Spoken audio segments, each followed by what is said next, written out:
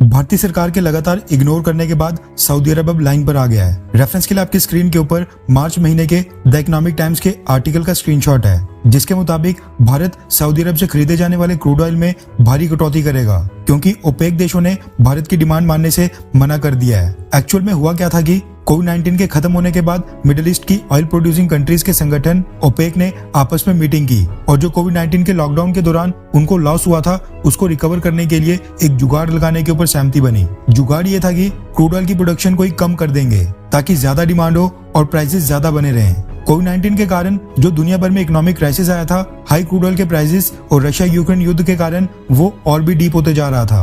अर्थव्यवस्था की रिकवरी और ग्रोथ रेट वापस से ट्रैक के ऊपर आ जाए, इसलिए भारतीय सरकार ने सऊदी अरब और ओपेक देशों से क्रूड ऑयल की प्रोडक्शन को बढ़ाने के लिए कहा, जिस पर सऊदी अरब और ओपेक देश उस समय नहीं माने। परिणाम स्वरूप भारत ने सऊदी अरब से क्रूड ऑयल परचेज करना ही कम कर दिया, जिसके बाद सऊदी अरब भारत के सबसे बड़े क्रूड ऑयल सप्लायर्स में सेकंड पोजीशन से सीधा फोर्थ पोजीशन के ऊपर आ गया था। भारत ने बाकी सोर्सेज से क्रूड ऑयल परचेज करना शुरू कर दिया था और भारत की रिफाइनरीज बाकी देशों के साथ long term oil contract sign करने की लगातार कोशिश कर रही थी।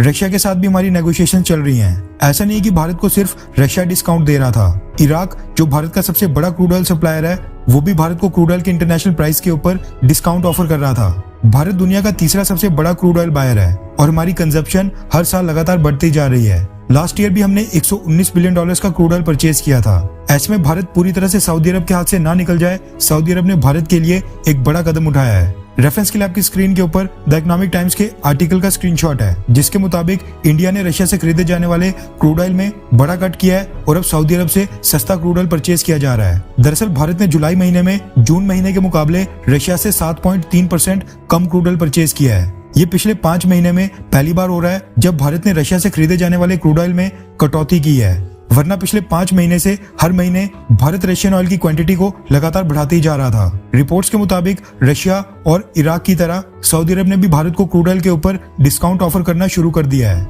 बस इसी कारण से भारत अब सऊदी अरब से पहले से ज्यादा क्रूड ऑयल परचेज कर रहा है। भारत को बस सस्ता क्रूड ऑयल चाहिए, इसलिए जैसे ही सऊदी अरब ने भारत को डिस्काउंट ऑफर किया, भारत ने कुछ ऑर्डर्स रशिया की जगह सऊदी अरब को प्लेस कर दिए थे। पिछले महीने से भारत ने सऊदी अरब से 25% ज्यादा क्रूड ऑयल परचेज किया है और अगर सऊदी अरब आगे भी भारत को डिस्काउंट देता रहा तो भारत इसी तरह सऊदी अरब से परचेज किए जाने वाले क्रूड ऑयल की क्वांटिटी आगे भी बढ़ाता रहेगा। रशिया से हम इस समय 8,77,000 बैरल्स पर डे परचेज कर रहे हैं, जबकि सऊदी अरब से हम 8,24,000 बैरल पर डे परचेज कर रहे हैं। पिछले कुछ महीनों में भारत अमेरिका, इराक और रशिया से ज्यादा वॉल्यूम उठा रहा था, जिसके चलते सऊदी अरब को भारत को यह डिस्काउंट देना पड़ा। हालांकि एक बात अभी भी नोट करने वाली है कि जब क्रूड ऑयल के प्राइसेस इंटरनेशनल मार्केट में $120 पर बैरल के पार चले गए थे, जब भारत को सबसे ज्यादा जरूरत थी, तब सऊदी अरब ने डिस्काउंट भारत को नहीं दिया था। और आज जब क्रूड ऑयल के प्राइसेस लगातार नीचे आ रहे हैं, $95 से $100 पर बैरल तक आ गए हैं, सऊदी अरब तब जाकर भारत को डिस्काउंट ऑफर कर रहा है। खैर, भारत को सस्ता क्रूड ऑयल चाहिए, फिर चाहे वो कहीं से भी आए। आपको क्या लगता है कि सऊदी अरब ने भारत के लिए डिस्काउंट क्यों दिया होगा? नीचे कमेंट करके अपनी राय जरूर बताएं।